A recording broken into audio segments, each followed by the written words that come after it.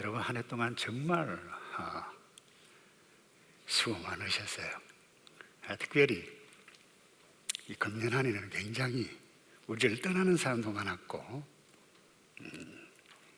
여러 가지 힘든 일들이 많았지만 정말 열심히 여러분 사셨고 지금까지 달려오게 해주셨는데, 내가 아무리 열심히 살아도 예수 그리스도가 누군지 그것을 정확하게 알지 못하면 그게 의미 없는 것으로 나타날 수가 있습니다. 그래서 계속해서 우리 예수 그리스도가 누구인가 이것 함께 좀 나누어 가고 있는데, 성경에서 예수님께서 내가 누구다라고 직접 표현하신 것이 꽤 있어요. 그 가운데 하나가 오늘 본문 말씀인데, 나는 이 세상의 빛이다 말씀하셨어요. 여러분, 이스라엘 그 절기 가운데 여러 가지가 있습니다만은 장막절이라고 있습니다. 이 장막절은 광야 40년 동안 하나님께서 이스라엘 백성들을 어떻게 인도해 가셨는가, 이것을 자기들도 알고 부모들 뿐만 아니라 후손들에게 알 수 있도록 지금까지 이 장막절이 되면 안식일부터 시작을 해서 그 다음날 안식일까지 한 주간 때로는 어떤 경우에는 광야로 실제로 나가서 텐트 속에 지내면서 하나님께서 어떻게 인도해 가셨다라고 하는 것을 나누는 그와 같은 절기인데요, 특별히 장막절 절기가 시작되면 예루살렘 그 성전 안에 그 여인의 뜰, 이방인 뜰도 있고 여인의 뜰도 있는데, 거기에 4개의 큰 대형 금 촛대에 불을 밝힌다고 그래요. 이 불이 얼마나 밝았는가 하면 바느질을 여인들이 할 수 있을 만큼 그만큼 밝았다고 그래요. 근데 이제 안식일이 되어지고 이제 마무리를 지을 때 되면 이 금촛대에 불을 끕니다. 그 문헌과 학자들에 의하면 바로 그 무렵에 예수님께서 백성들에게 다시 말씀하셨는데, 내가 세상의 빛이다 이렇게 말씀하셨고, 누구든지 나를 따르는 사람은 어둠 속에 다니지 않고 생명의 빛을 얻을 것이다, 이 말을 딱 들었던 당시 랍비 바리새인들이죠. 당신이 도대체 누군데 당신 자신에 대해서 빛이라고 말하느냐라고 이야기했을 때 한치의 흔들림도 없이 예수님께서 그 바리새인들의 시비를 입을 막습니다. 너희가 하나님도 모르고 나도 모르기 때문에 이와 같은 소리를 한다 라고 하면서, 만약에 너희들이 하나님을 알고 하나님을 알았다라고 하면 나도 알았을 것이다 라고 깔끔하게 정리하시면서 말씀하신 것이, 제가 다시 읽습니다. 우리 다 같이 따라서 할까요? 나는 세상의 빛이라.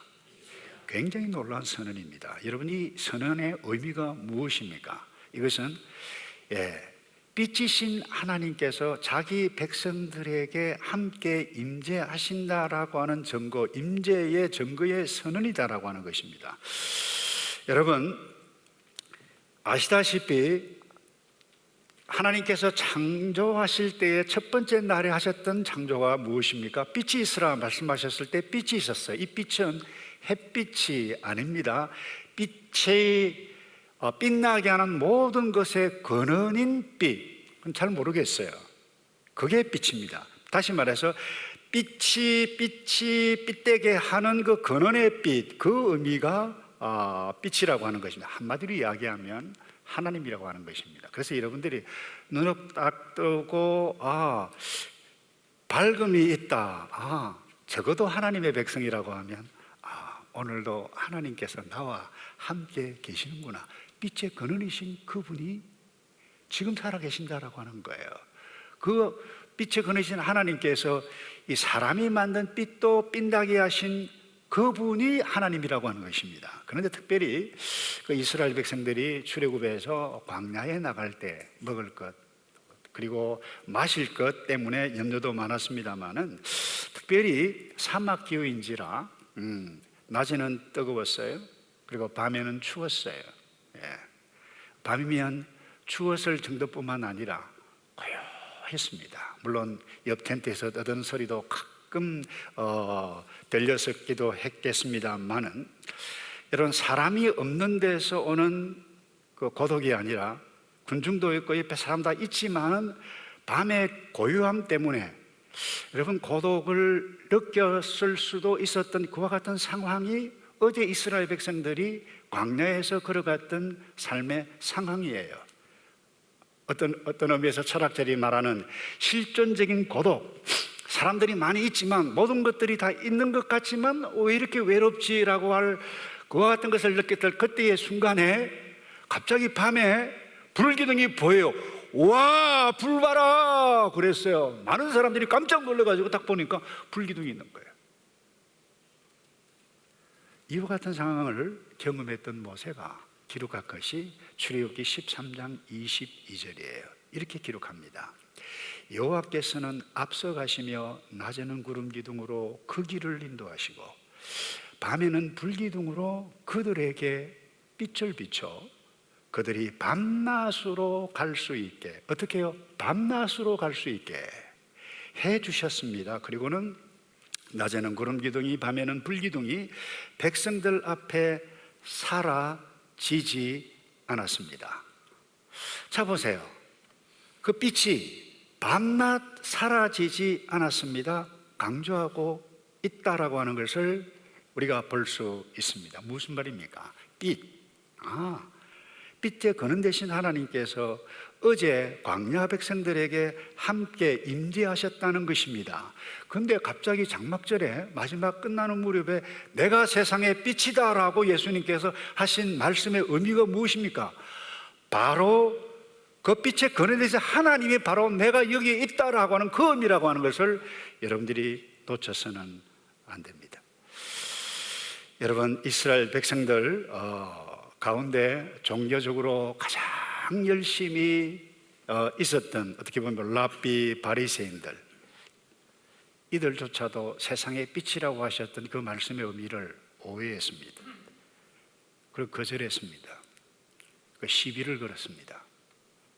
여러분, 우리의 인생이 언제 우리에게 어두움이 찾아오고 어두움 가운데 갈 바를 알지 못하고 엉터리 같은 삶을, 엉터리 같은 말을 한 줄 아세요? 이 빛을 오해할 때입니다. 이 빛을 거절할 때입니다. 이 빛에 대해서 뭐 이래 이 예수가 시비를 걸 때입니다.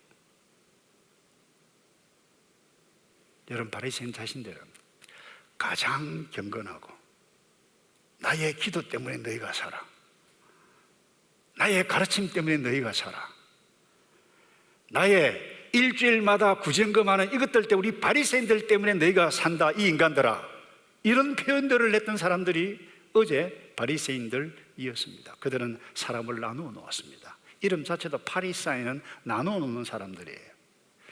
세리, 그야말로 창녀들, 가난한 사람들, 넌 우리와 차원이 달라. 그야말로 그들을 보면 고개를 돌렸습니다. 아마 죽이고 싶은 마음도 가지고, 여러분, 바리새인은 사람을 죽였습니다. 왜 이와 같은 모습이 나타났나요? 세상의 빛으로 오신 예수 그리스도를 오해하고 시비하고 그를 거절했기 때문이라고 하는 사실.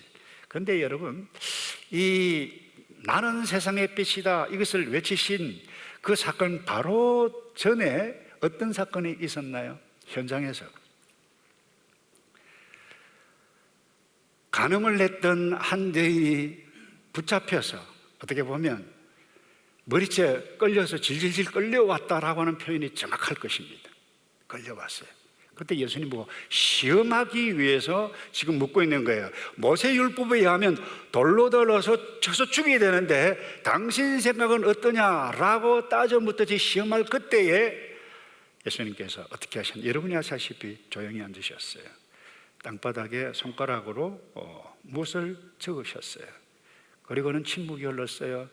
예수님께서 하셨던 말씀이 무엇인가요? 너희 중에 죄 없는 자가 돌을 들고 먼저 치라 라고 하셨던 그 말씀 때문에, 그래도 양심이 있었던 이들인지라 유대인들 돌을 들었던 이 친구들 하나씩 놓고 갔어요. 예수님께서 하신 말씀이 뭐예요? 너희들을 정죄했던 그들이 이 가운데 있느냐? 없습니다. 나도 너를 정죄하지 않는다.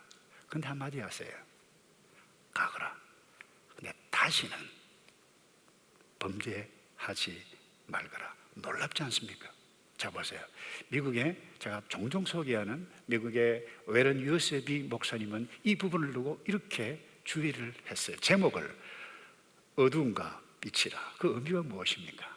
지금 그야말로 간음을 했던 여인, 너가 이제 죽었잖아.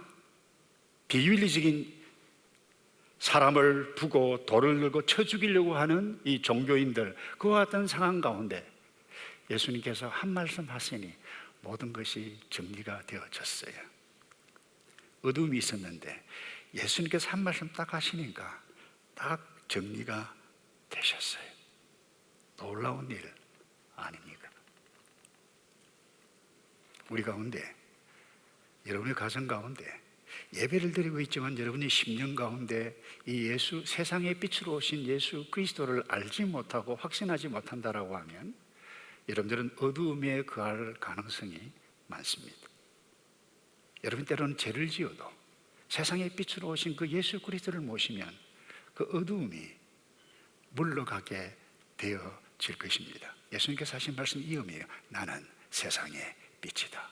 이 말씀을 기억하고 우리 오늘 임직을 하는 여러분, 또 이 방송을 통해서 온라인으로 듣고 있는 또 너희의 홀에서 예배를 드리고 있는 여러분들, 이 말씀을 놓치지 않기를 바랍니다. 내가 잘못하고 힘들어도, 외로울 때도 그때에도 빛이신 그분이 함께 하실 때에 모든 것이, 모든 어두움이 물러갑니다.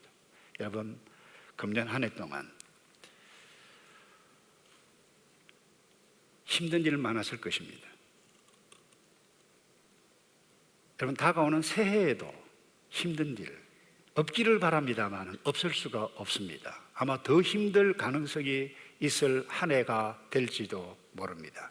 그때도 여전히 세상에 비치신 예수 그리스도, 그분을 꼭 붙잡고 내게 어둠이 몰려할 때도 빛이신 그분이 나와 함께 하신다. 우리 다 같이 한번 따라서 할까요? 빛이신 그분이 나와 함께 하십니다. 아멘. 그래서 여러분들이 눈을 떠서 어두움 가운데도 빛이 있어요. 하늘을 보면 별이 빛납니다. 하나님 나와 함께 계시는구나. 이와 같은 것들을 여러분들이 꼭 누려가길 바라고요. 두 번째로, 여러분, 나는 세상의 빛이다라고 하는 말씀은 그 어떤 상황 가운데서도 내가 너희를 인도하겠다라고 하는 놀라운 약속의 선언입니다. 오늘 12절에 볼까요? 누구든지 나를 따르는 사람은 어둠 속에 다니지 않고 생명의 빛을 얻을 것이다.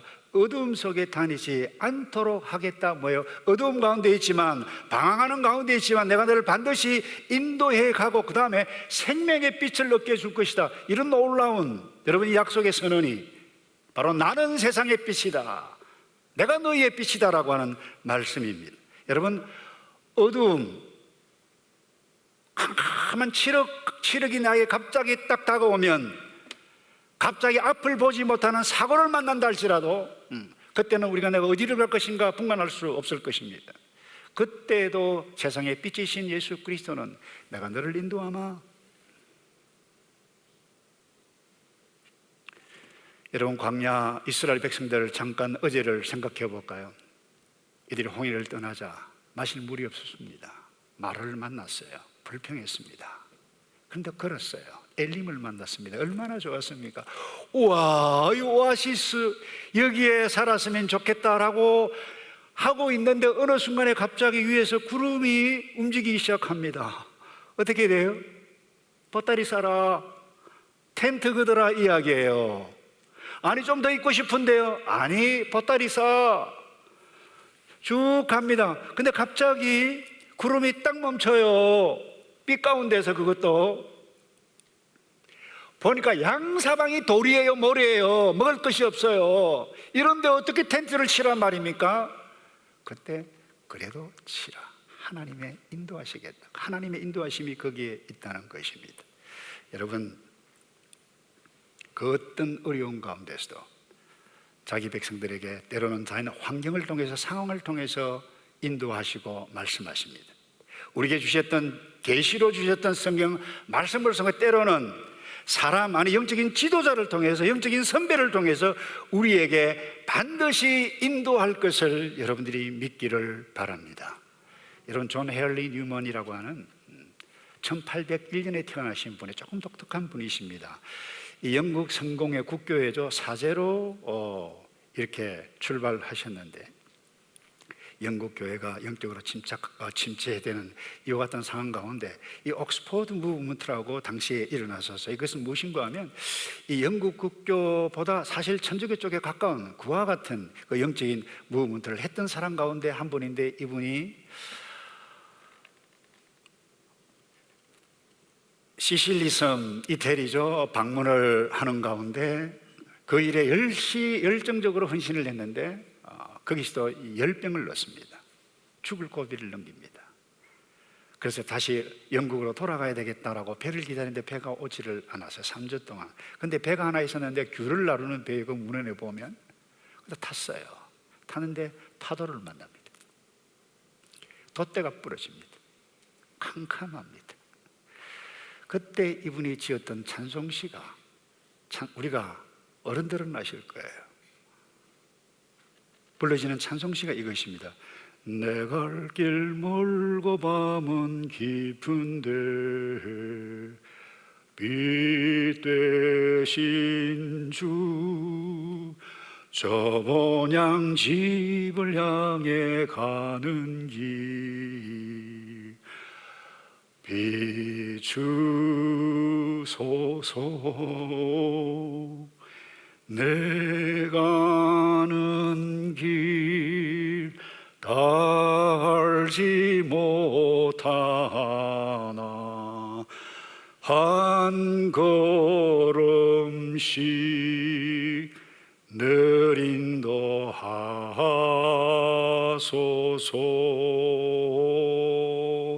이 아름다운 찬송시 우리가 불려지고 있잖아요.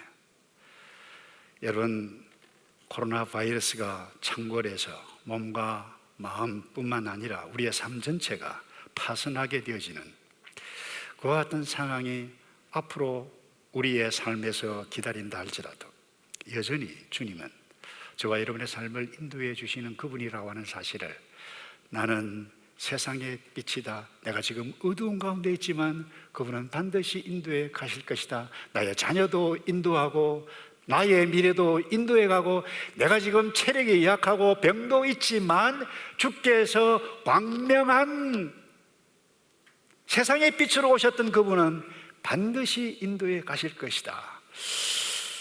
여러분, 이 점을 놓치지 않고 세상의 빛이신 그분과 함께 더불어 살아가기를 축복합니다.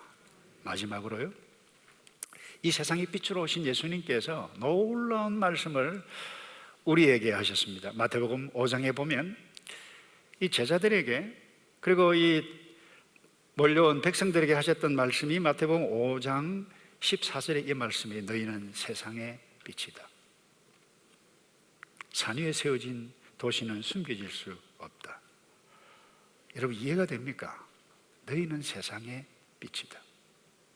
제가 볼 때는 정말 별 볼 일 없는 제자들인데, 빛이 되려면, 선한 영향력을 끼치려면 좀 권력도 있고, 좀 돈도 좀 있고, 말도 좀 잘하고, 직업도 좀 괜찮고, 그러면 좋겠는데, 그런 사람을 두고 예수님께서 말씀하지 않습니다.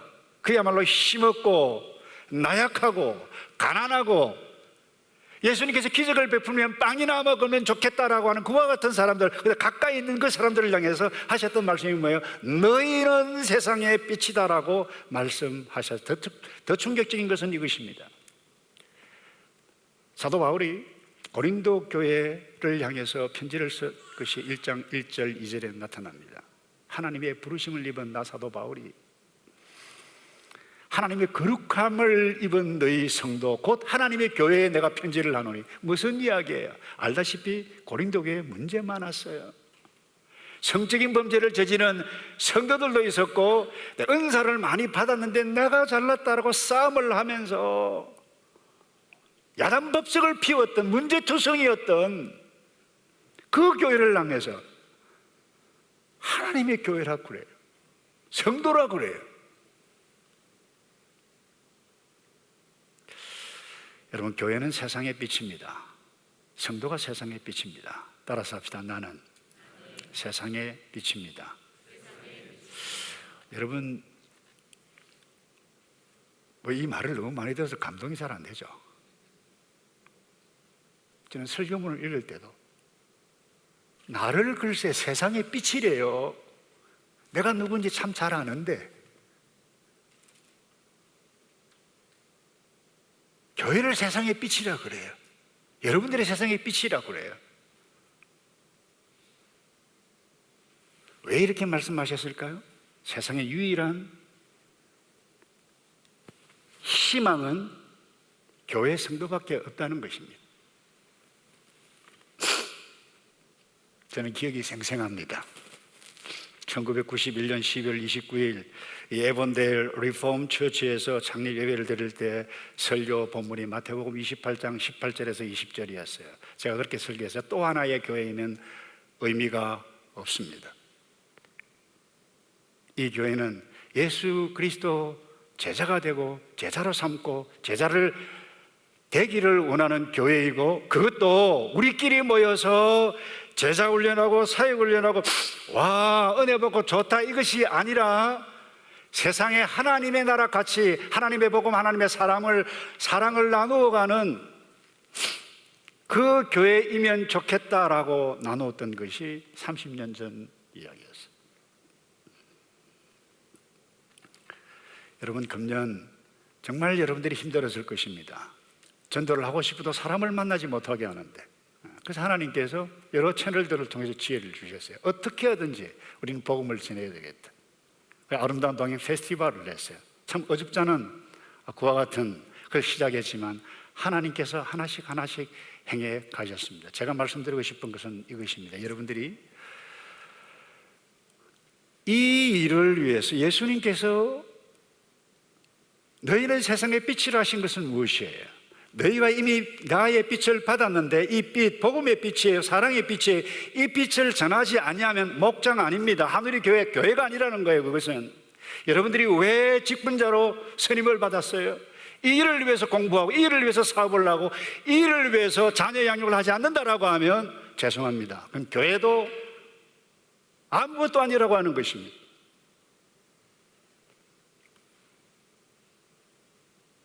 여러분의 행복은 이 땅에 살아가는 동안만의 행복이 아니에요. 여러분의 행복은 영원한 것입니다.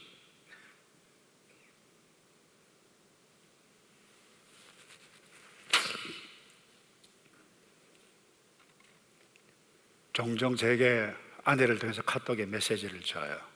우리 성도가 아니에요. 다른 분인데 이번 아름다운 페스티벌을 통해서 내가 누구를 위해서 뛰었는데 우리 청년회를 통해서 우리 교회에서 그야말로 작은 선물을 나누는데 받고 감동을 받아서 마음이 따뜻하다, 훈훈하다, 이와 같은 메시지를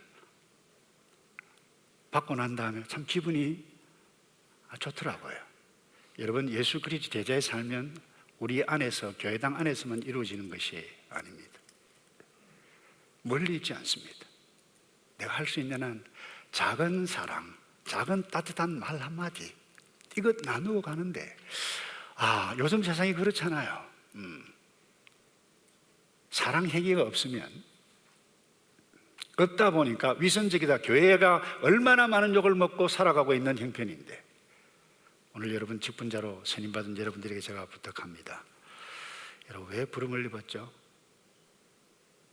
여러분들이 정말 식당에 가거나 일을 하거나 사업을 하거나 무엇을 하거나 세상 사람들과 달리 여러분들이 살지 않으면 참 전도하기 정말 힘든 세상입니다.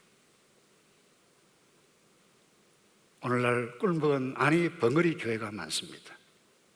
벙어리 목사도 많고 벙어리 장로도 많고 벙어리 권사도 많고,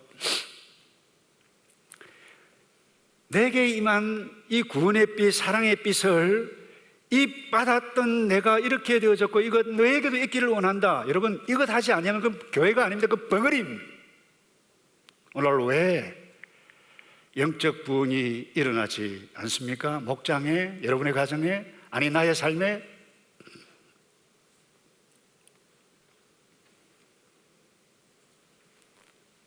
말씀을 정리했으면 좋겠습니다. 여러분, 이 일을 위해서 저와 여러분은 세움을 입었어요. 우리 하늘의 교회 비전 없습니다. 하늘의 교회 비전은 바로 이 예수님의 뜻이 하늘의 교회의 비전이에요. 이와 같이 너희도 너희 빛을 사람들에게 비추라. 그래서 그들이 너희 선한 행실을 보고 하늘에 계신 우리 아버지께 영광을 돌리게 하라. 여러분, 예수님께서 우리에게 빛이 있다고 그래요. 너희 빛을. 너무 감동스럽지 않습니까, 여러분? 한번 따라서 합시다. 나는 빛입니다. 내가 빛이 아니에요. 예수님께서 빛을 주셨기 때문에 빛을 받은 작은 빛이에요. 여러분, 언제까지 사시든지 우리의 인생이 그렇게 길지 않습니다. 잠시 사는 이 땅의 나그네의 삶 가운데, 교회 내에서, 목장에서, 세상 가운데, 식당에서 이 빛으로 살아가는 저와 여러분 되기를 주님의 이름으로 축복합니다. 기도하겠습니다. 아버지, 참으로 연약합니다. 그런데 예수님의 피가, 세상의 빛이신 그분이 나에게 구원의 빛으로 찾아오셨고 사랑의 빛으로 찾아와 주셔서 성도가 되고 교회가 되게 해주셨는데, 하나님 부족한 우리들을 여기에 있게 해주셨는데 무엇을 하든지 주님의 사랑을 받은 사람처럼 이 종이 살아갈 수 있도록 하늘의 능력, 이들이 살아갈 수 있도록 하늘의 능력을 부어 주시옵소서. 더 이상 교회가 하나님의 사랑, 하나님의 영광이 떠나가고 하나님의 사랑 증거하기를 멈추는 벙어리 같은 교회가 되지 않도록 하늘의 교회, 이 땅의 교회, 여호와 하나님께서 복을 내려 주시옵소서. 몸이 건강하지 못해도, 돈을 좀 작게 벌어도, 자녀가 좀 잘못돼도 그들에게 예수가 있고 구원의 빛이 있다라고 하면 모든 것 다 얻었다, 감사합니다, 그렇게 이 땅에서 믿음 지키며 살아가는 모든 주의 백성들 될 수 있도록 복을 내려 주시옵소서. 여러분, 하나님, 2022년 어쩌면 더 힘든 한 해일 수도 있을 것입니다.